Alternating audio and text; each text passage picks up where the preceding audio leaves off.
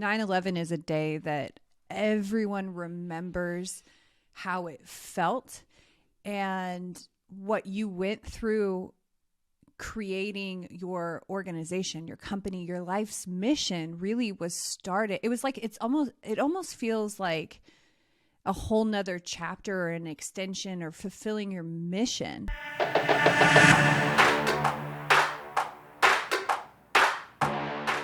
In today's episode, we sit down with Chuck Garcia. Now, Chuck is the former head of global marketing at Bloomberg and the industry leader in executive training with Fortune 500 companies. He is the founder of Climb Leadership International and coaches executives on leadership development, public speaking, and emotional intelligence with his Climb Leadership Institute.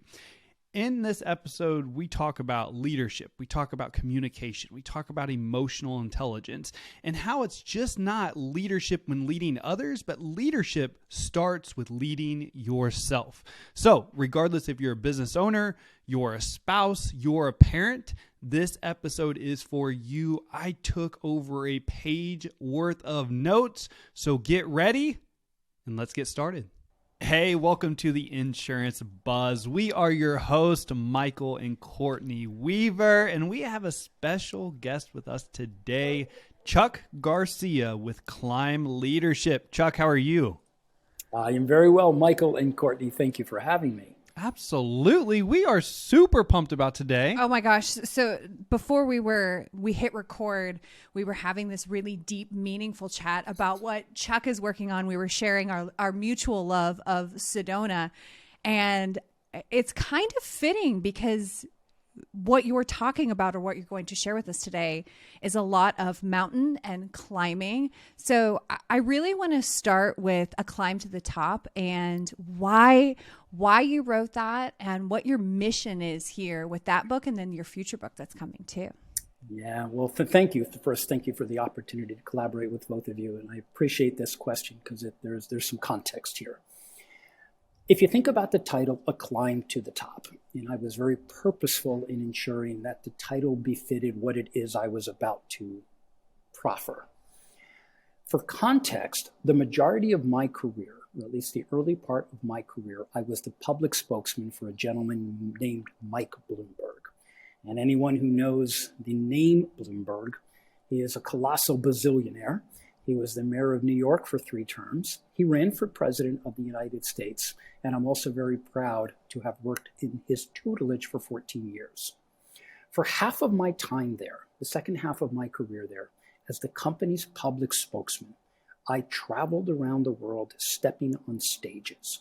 And my job was to advance the mission of the organization using these communication skills, hopefully, to move people to our cause. And as a company growing in revenue, my job was to provoke a change in the way they thought. So every time that they wanted to make a buying decision, buy Bloomberg. What I didn't know at the time when I was doing that is I was giving birth to my second career.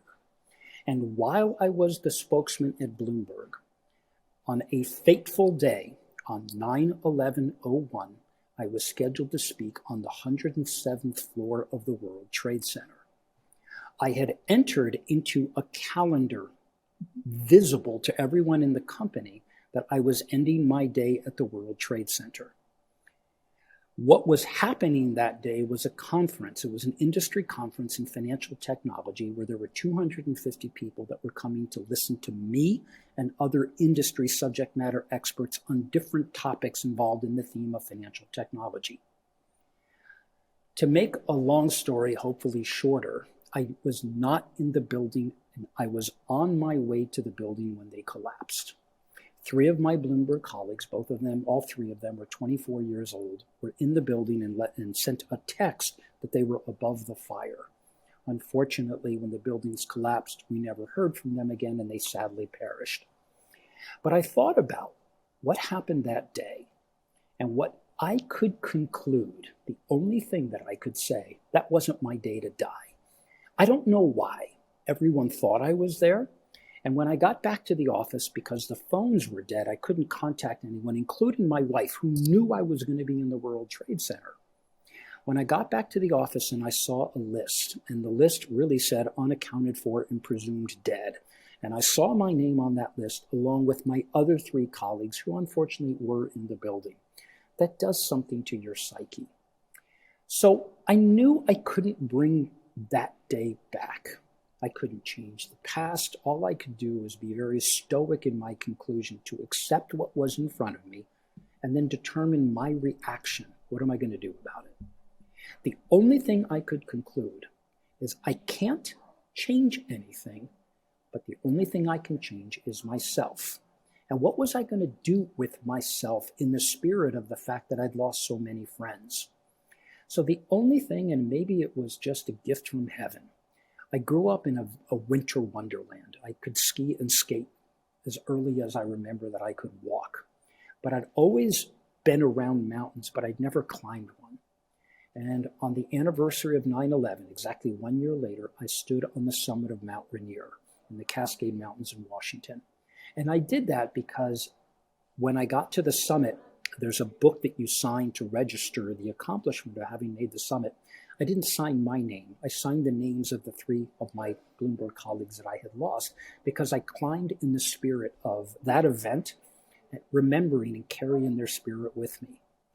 What I didn't know is that unleashed the beast in me. I didn't know I would take to mountain climbing.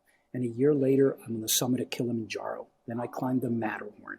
Then I climbed in the Andes. Then I climbed all over the world. And Courtney, to answer your question now, I'll get to it. It was on a mountain in Alaska. At 16,000 feet, we summited in a blizzard. And it was on my way down.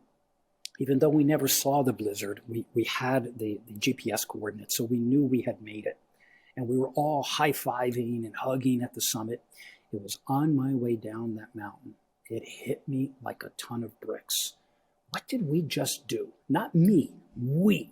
We unified our efforts. We took one step at a time to climb that mountain. And as we were descending, the weather was good, the sun was shining, we were 10,000 feet up, waiting for the glacier plains to pick us up and bring us back to Anchorage, Alaska. I said, what did I do? Oh my God, these guides took me and my mates up a mountain. Every step they took was in the service of our success. They had nothing to prove. They didn't need to do that. They'd done it 100 times. But to me, this was my first Alaskan mountain. It was on my trip down. I said, this mountain climb felt like my career. It had so many commonalities. A goal, a step at a time, a good team, the unexpected, all these things that you can't possibly predict. And here we are. So when I went home, Courtney, on the plane, I said, I got home for $600. I formed my LLC on LegalZoom. And I said, I'm going to write the book. And I'm going to write the book, given my company now. I'm an executive coach. I train many people to do what I did. I also teach communications and emotional intelligence at Columbia University's graduate school. So it's wonderful now that I get to spend my time in the service of my students, helping them to understand the importance of communication skills, and my clients, which are mostly Wall Street companies, I help them climb to the top. So the book was written using mountaineering as a metaphor for how to climb your career. But the toolkit is not crampons and ice axes. The toolkit are communication skills, just as like I'm speaking to you right now, bringing discipline to help people become clear, concise, and compelling communicators. How's that for an answer? That is incredible. It was all right. It was all right. Now, I've thought about it once or twice. No, that's so good. It's such a remarkable story because to start, 9/11 is a day that everyone remembers how it felt and what you went through creating your organization, your company, your life's mission really was started. It was like, it almost feels like a whole nother chapter or an extension or fulfilling your mission. Is that what it feels like to you? Yeah, Well, it does, but it was born out of tragedy. Yeah. And I think all of us, we've lost parents, we've lost friends. Anyone who has lived a life has either been in the circle of a tragic event or has witnessed one, even if not. And up until then, the only tragic event up until 9/11 was the loss of my dad, who died of cancer when I was 24. But we had plenty of time to heal, and that was okay, because that was the circle of life.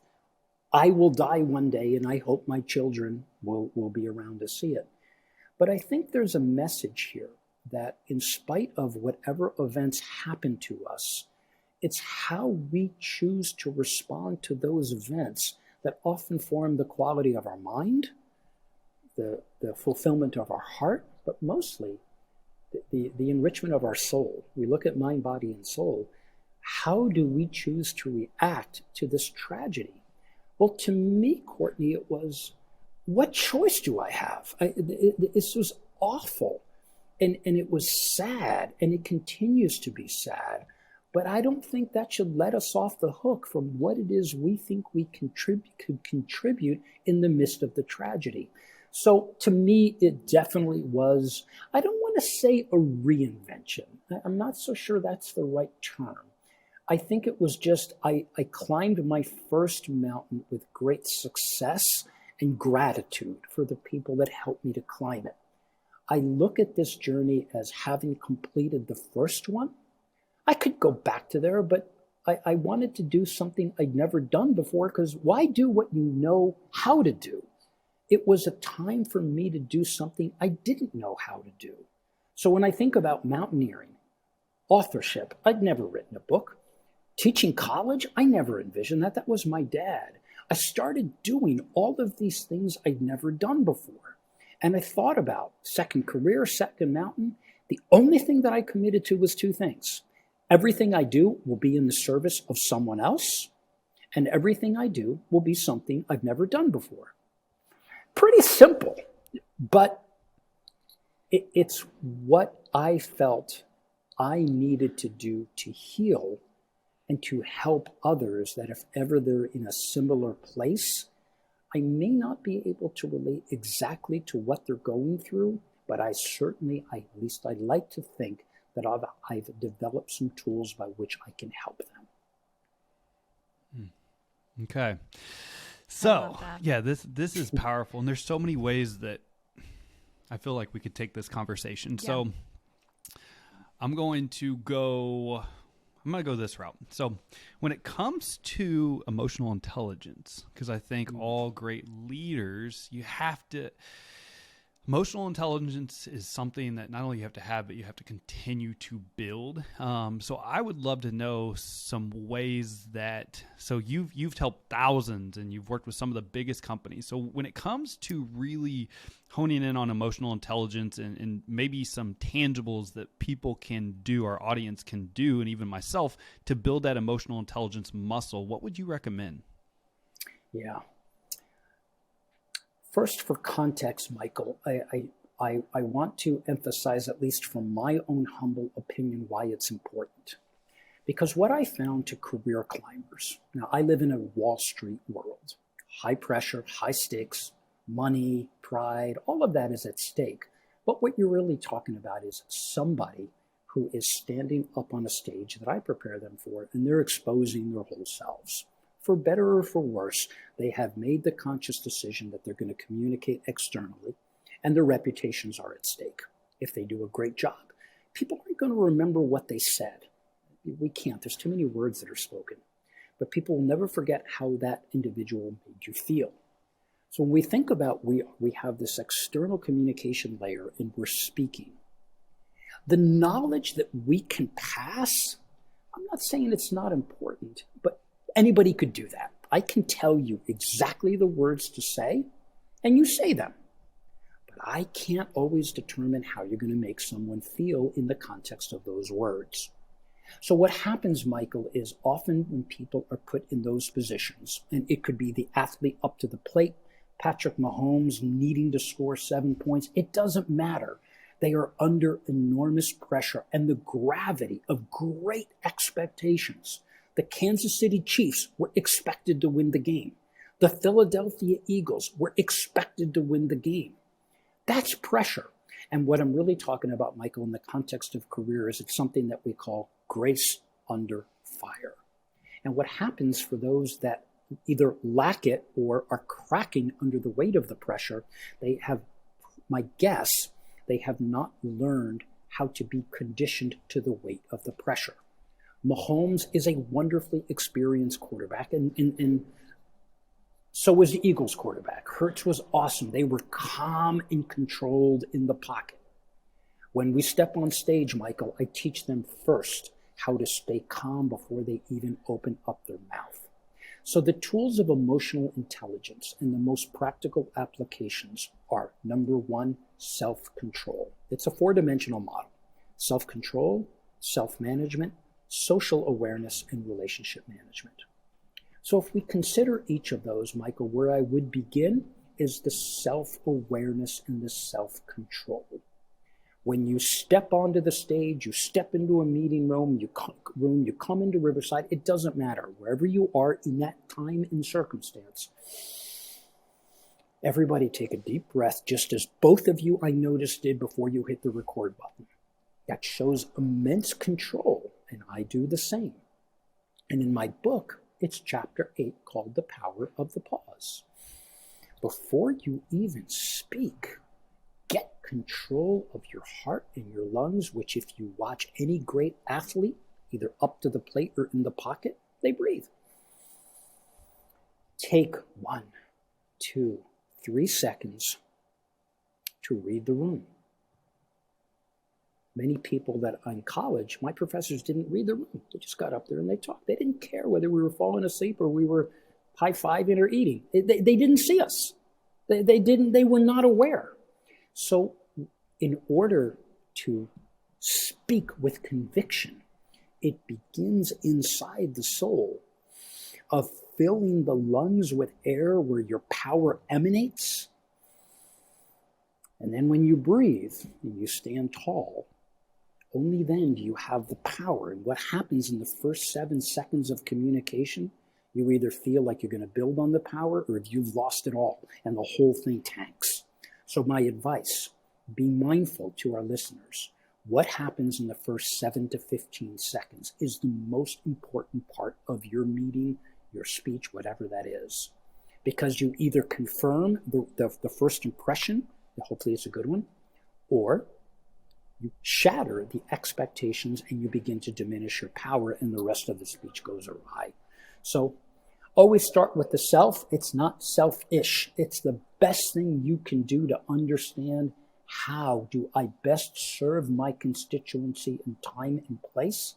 It's getting yourself right. And that's the whole point about EQ. Get yourself set. Before you can expect to help someone else, we have to help ourselves. And I think we need to heal ourselves a lot more than I think people are willing to admit. So you're talking about healing yourself, and this is where I want to jump in because I love that A Climb to the Top is really communication and preparedness and those tools. But as we kind of move into your second book where you're really talking about the self and going inside out, I would love for you just to share some of your ways that you heal or how you've navigated that.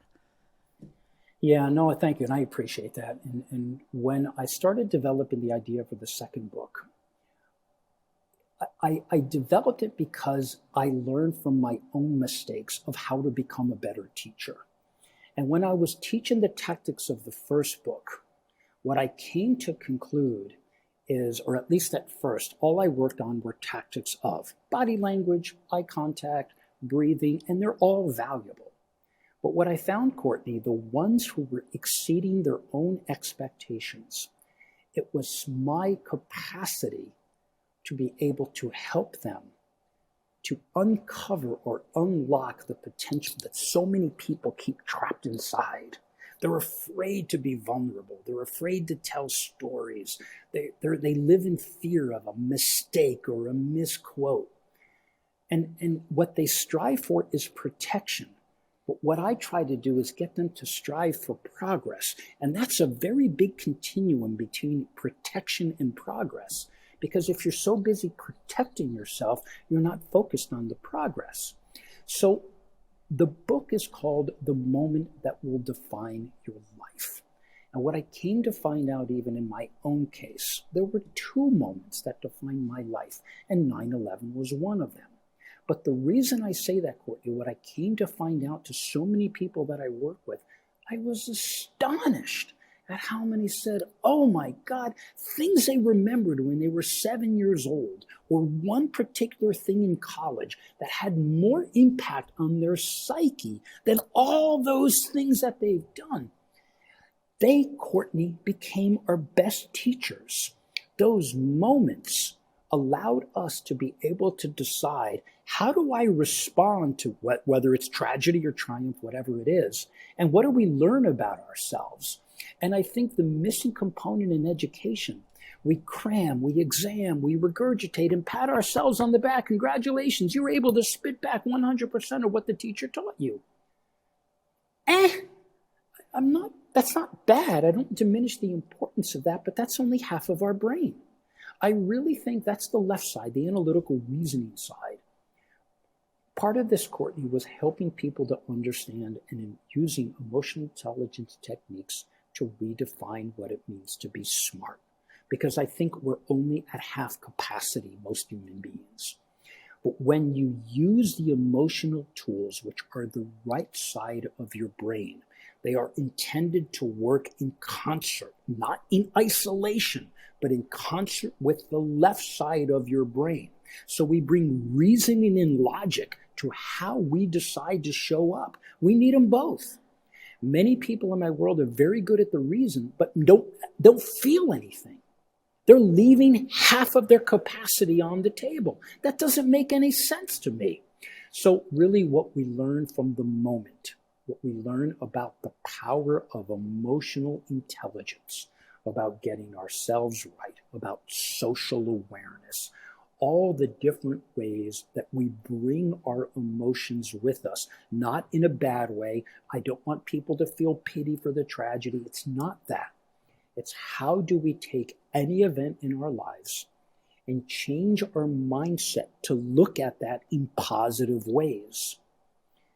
And the book has a series of people that are interviewed in the book, all explaining where they were on their journeys, what happened in that moment, of which most of them are quite sad. What did they learn about themselves in order to understand, how do I navigate my path forward?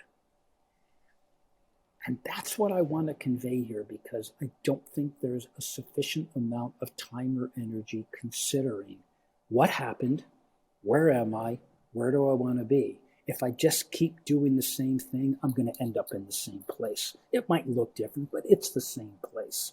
We want to improve our lives, and in order to do that, we have to approach them differently. I love this because I can relate to it. Being stuck on a loop. Yeah, being stuck on a loop, right. Very much logical and sometimes bypassing those feelings. And so I would love to ask you, how do you find, or how would you recommend going in and tuning in more to that emotions and just not bypassing and listening to the logical brain side of things? Yeah, I appreciate that. In fact, that builds on your first question, Michael. I think one of the challenges with emotional intelligence, or let me even compare it to something else. We spend a lot of our time measuring things. We measure the quantity of lime juice to put into our avocado salad. We measure our weight. We measure our eyes, our U20/20. Think about all the things, and our height. Think about all the things that are empirically driven that allows us to gain perspective. If you tell me your height and your weight, I can pretty much ballpark what I think you look like. The challenge with emotional intelligence, unlike school, where you always had a grade and you measured good student, bad student, when I speak of EQ, it seems rather abstract. So my first recommendation, and here's the good part, emotional intelligence is a social science. Think about that word science. Science brings numbers. It brings an empirical, evidence-based consideration to something that otherwise seems abstract. So what I do when I work with someone who our mission is to improve and tap into their emotional intelligence, I work with a lot of mathematical people. Engineers, chief financial officers tend to be very empirical and logical and reasoned in their approach. So what do we do in order to prompt them to improve that emotional intelligence? 3 things. They need evidence, they need relevance, and they need consequence, particularly consequence of inaction. What happens if I don't improve it? So what I'm getting at, Michael, is the first part is the evidence. And I want to cite and give a shout out to a book called EQ 2.0, written by a guy named Travis Bradbury. And in the book, it describes in very accessible tones the 4-dimensional model of emotional intelligence. But here's the best part. It has a link. You go to the link, you take what's called the EQ assessment. It now scores you in the 4-dimensional model. That's great. Doesn't matter whether you get a 90 or a 60.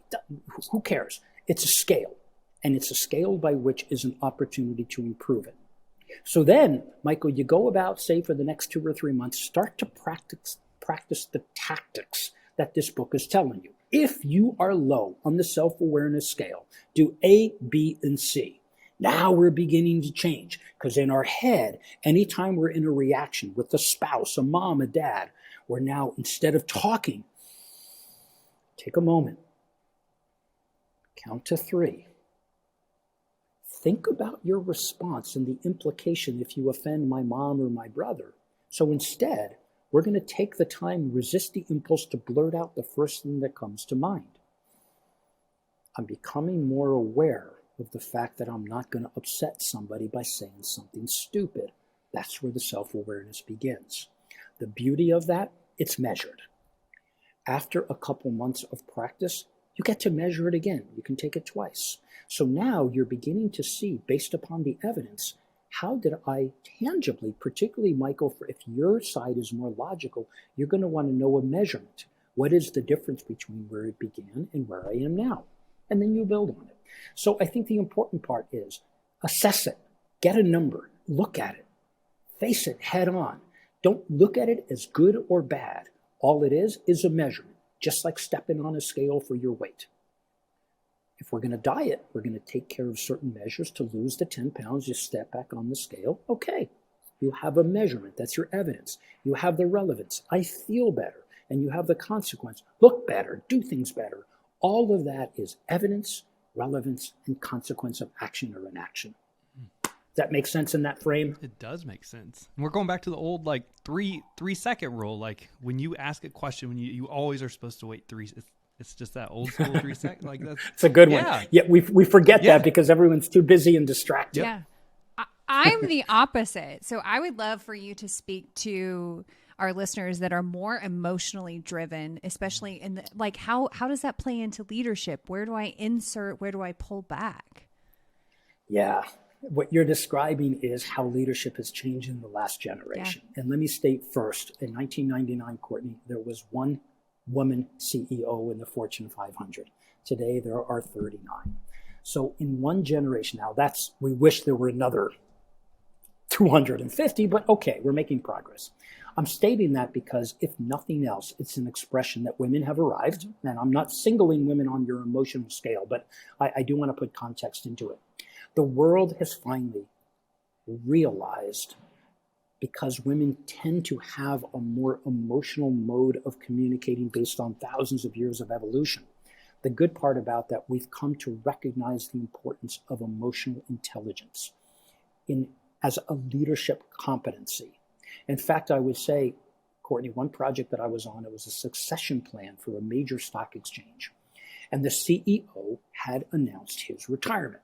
And he said, in 12 to 18 months, somebody new was going to sit in that seat. They hired me to help facilitate the training of the C-level, all of those 6 people who were up for, and one of them was going to get the job. So what I did for the company is I took a survey and I asked the 1,500 employees in the company, tell me the attributes that you want in your next CEO. We wanted the employees to feel they had a voice, maybe not a vote, but at least a voice. What are the characteristics that you would like in your CEO? And it was astonishing to see the conclusion. When the answers, and we filtered it and came back, it had nothing to do if they went to Harvard, what they majored in, what their SAT score, none of that appeared. The number one attribute was they wanted a CEO who displayed grace under fire. That was number one. Number two, they wanted someone who could resolve conflicts effectively. They said, enough of the brilliance. If you can't resolve conflicts, because that's what happens all day when you put human beings in a room, you're minimizing your impact. And look at number three, Courtney. This was beautiful. Empathetic leadership style. The world was stating stylistically the kind of leader that they wanted at the helm.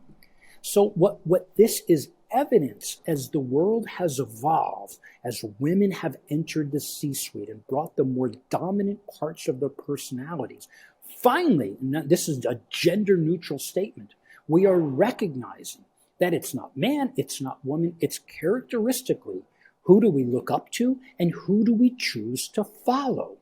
The people who are calm under the weight of great expectations, the people that resolve conflicts effectively, and lastly, the style of those who say, Courtney, I feel your pain. I know, Michael, how hard you're working.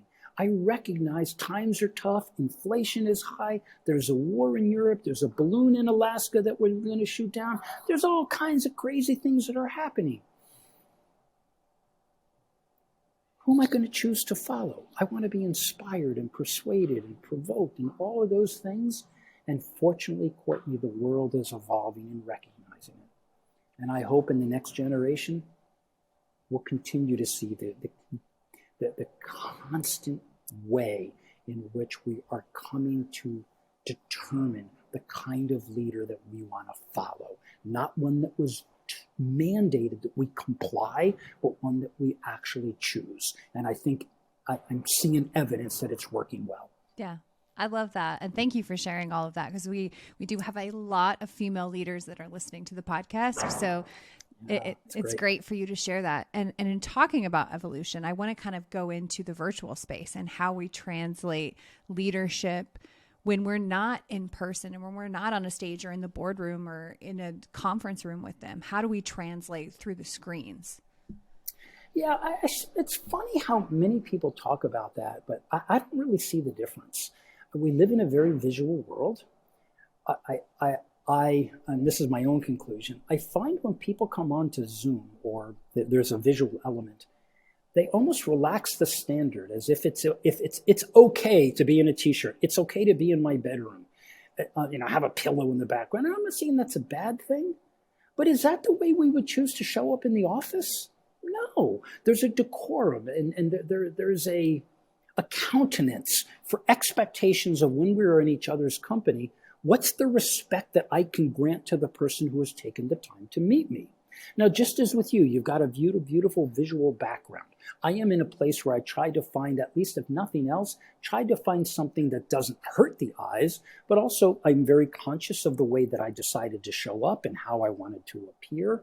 And even though I'm not in Kansas City with you, the fact is you're giving me your time and your attention, and I owe you the same courtesy. So why would I lower the bar? Do you find the same? Do you find people lower the bar? I don't think we should. I think it's a sign of disrespect. Yeah. Yeah. We agree.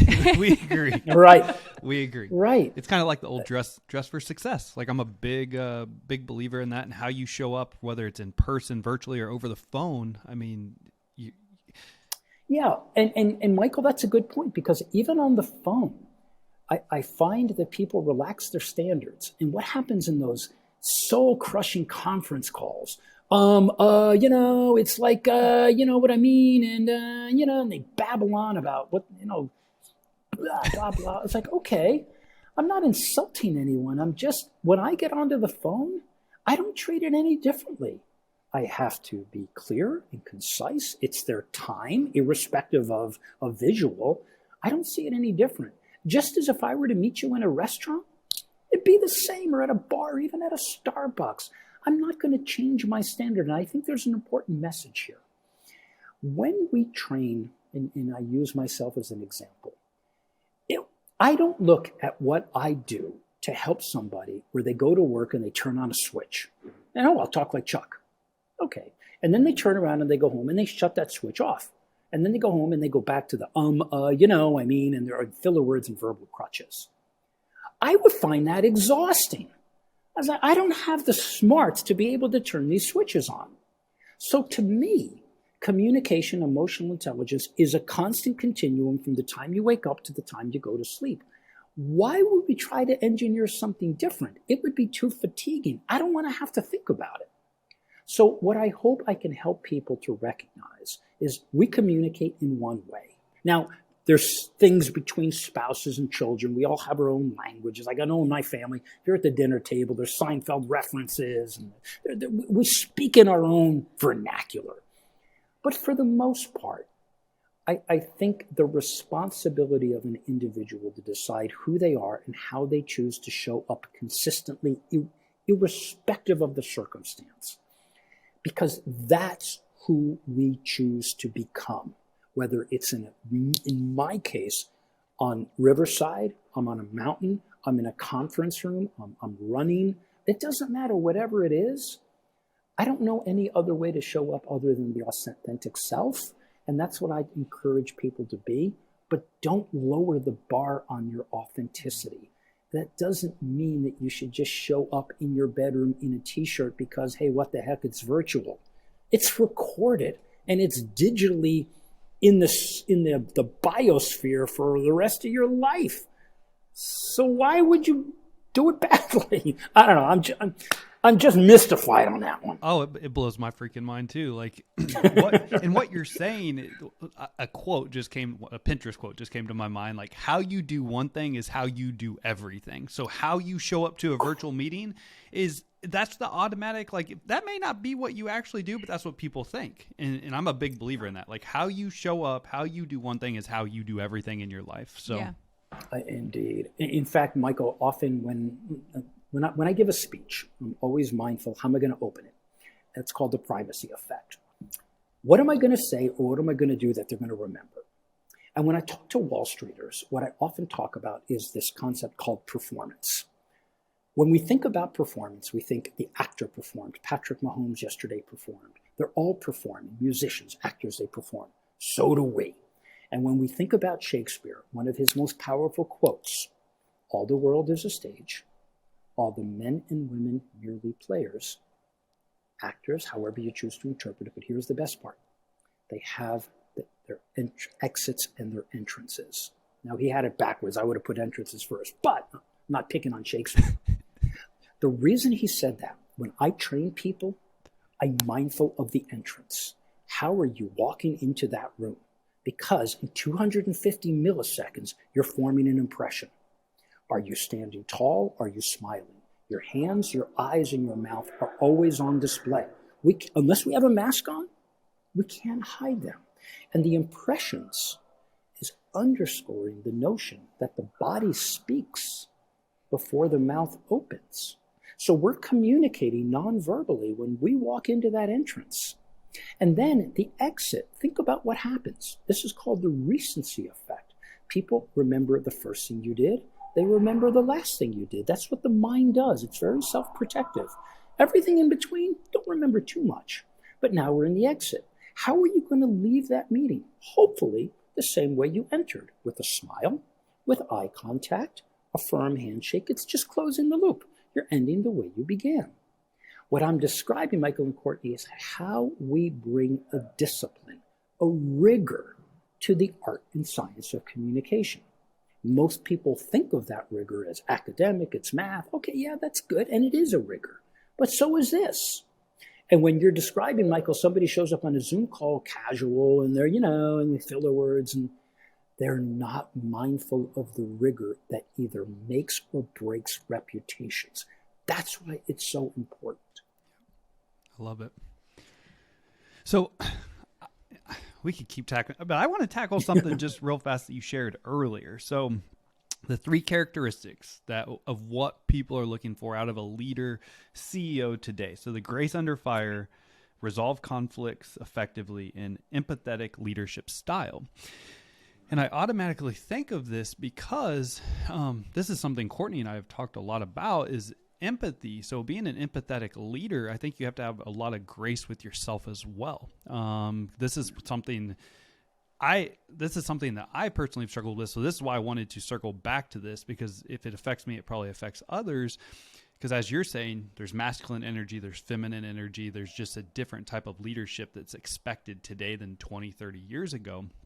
And so having grace with yourself, I know myself, like I don't show myself a lot of empathy. And so what I've had to really work on is going through some of those childhood wounds, those things that have, just push through it, just toughen up, do like showing myself empathy to be able to show others empathy. And so I think I just wanted to touch base on that and share my own personal, because that is something I've struggled with, because I've always been taught from a little kid, like, you fall down, get up and just push through. Don't worry about your feelings. Don't worry about being hurt. And so anyways, that's just what's on my mind. I see where you're coming with this, and I think it's something to all of our listeners be mindful of something. When we look at a leader, or even set leadership aside, you, Michael, Courtney, your parent, doesn't matter. There's an old expression that leaders bring the weather with them, bring the weather into the room. So imagine you've got a meeting, you got a bunch of people sitting in a room and they're waiting for you. And let's just say, using the metaphor, the room is sunny and blue skies. And somebody walks in and they're all stressed out and they're pissed off and they're on their phone.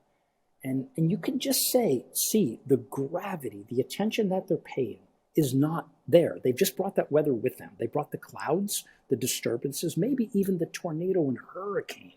What happens? Weather falls down on us. We feel the rain, we feel the wind, we feel the cold. They brought that. So often, and I do this with doctors and nurses when I train them, I say, think about you walking into the room and you got to tell Mr. and Mrs. Jones that your 3-year-old operation didn't go well. Mr. and Mrs. Jones could care less what you're coming from. It doesn't matter. They care about their kid. What the doctors and I'm not picking on them, I think this is for all of us. When you walk into that room, imagine you are walking into a completely new sphere with no history.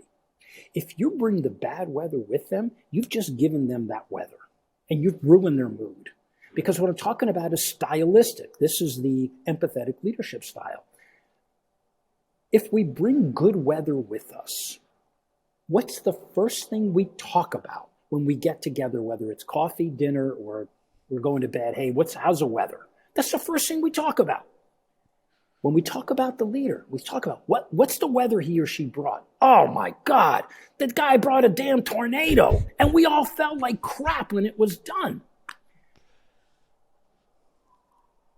Ask yourself, to our listeners, what's the weather you're going to bring? You're going to bring sunshine? That doesn't mean you have to bring full sunshine all the time. But what I can say, don't bring your tornadoes with you. People don't care. They got their own tornadoes at home. Yep. They don't need to hear yours. So good. Chuck, how can people connect and follow you on social media and all the things that you're doing? You betcha. A couple different ways. You can always find me on my website, which is, if you remember my name is Chuck Garcia. And if you remember .com, you found me. So chuckgarcia.com. On LinkedIn, which is primarily the tool that I use most often. I have an Instagram account. It's called The Climb to the Top. So my brand is A Climb to the Top. So between Chuck Garcia and A Climb to the Top, you'll see me. And if you Google Chuck Garcia, you'll see a plethora of the things that I do. But most important, I wish everybody well in their climb to the top. And if I can be of assistance to you, just remember either one of those, you got me, and I'll respond. I love it. And we will include all that in the show notes too. So if you're listening right now and you want to purchase Chuck's book, or if you want to connect, just tap the show notes and you can go directly there. Chuck, thank you so much for your time and serving us and our listeners. I love that's how we opened, with service. We're going to end with service. And then an inspirational message if you're listening right now: evaluate your weather. Be the sunshine, not the tornado. Exactly. Yeah. Be careful what you're bringing into the room because you have a choice. And Michael and Courtney, thank you for the opportunity. It's been wonderful to collaborate with you, and I'm grateful for your time and your attention. Love it. No, Chuck, thank you so much. And for all of those listening, thank you so much for your time. As always, time is the most valuable and important asset that we all have. We appreciate you spending time with us today. Go out, make it great. Chuck, thank you again.